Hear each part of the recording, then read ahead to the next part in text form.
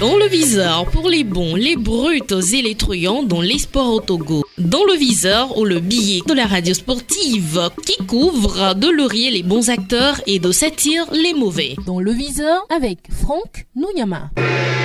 Il est clairement apparu après le double affrontement entre les éperviers et les étalons que le Togo a vraiment besoin de travailler. Mais alors travailler en profondeur pour relever le niveau de son football et donc de son équipe nationale. C'est un constat clair et net à tous les niveaux. Mais aujourd'hui, parlons d'abord des joueurs. Lorsqu'on jette un coup d'œil dans les annales du football national, il est aisé de comprendre, de conclure qu'il manque aux joueurs dont les éperviers disposent actuellement l'esprit de guerrier, de combattant qui animait il y a une vingtaine d'années la génération des Abalo Dossé, Kader Koubadja, Agassa Kossi, Olufade Adekami, Alexis Romao, toujours en vie en sélection, ou encore le néo-retraité Emmanuel Adebayor. En dehors de quelques joueurs qui tentent de montrer, qui essaient d'afficher la grinta nécessaire au rendez-vous comme le dernier double affrontement entre le Togo et le Burkina Faso, les autres n'ont pas montré qu'ils étaient là pour défendre les couleurs nationales. Trop de suffisance, trop d'égoïsme de la part de beaucoup de joueurs appelés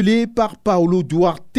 Il y en a même qui veulent faire passer leur désir avant celui du pays. D'autres même demandent au public de se taire quand ils ont marqué. Quand on a des difficultés à marquer, ce n'est pas le geste à faire. Cette affaire d'égoïsme devient récurrente en sélection et tous les joueurs, quels qu'ils soient, doivent comprendre que personne n'est indispensable. Lorsqu'on regarde un peu sur le calendrier, il est difficile de retrouver la date à laquelle le Togo a gagné pour la dernière fois. C'est inacceptable de voir que certains se comportent comme des intouchables alors que sur le terrain, ils sont invisibles et manquent toujours la cible. Aide-toi, le ciel t'aidera, dit-on souvent.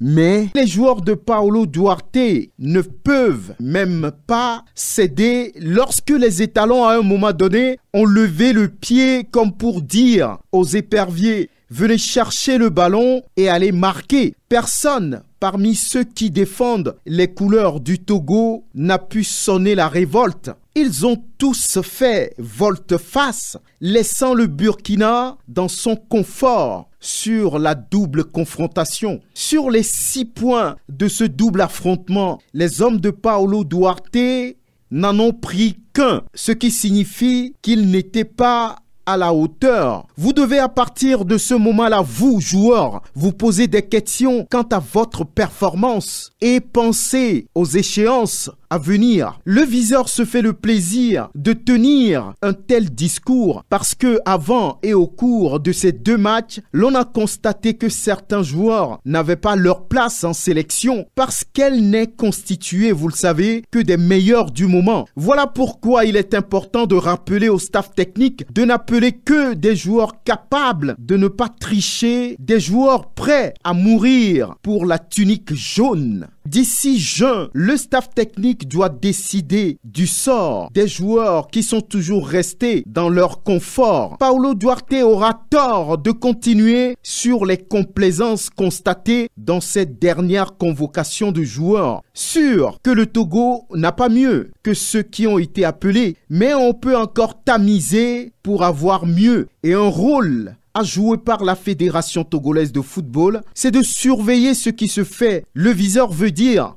superviser ce qui se fait, mais pas s'immiscer dans le choix, par exemple, du sélectionneur. Ceux qui viennent en sélection ont visiblement besoin de civisme. On doit leur dire, par exemple, ce que représente un maillot national, un symbole, un emblème, qu'il ne faut pas entourer de problèmes. Nous reviendrons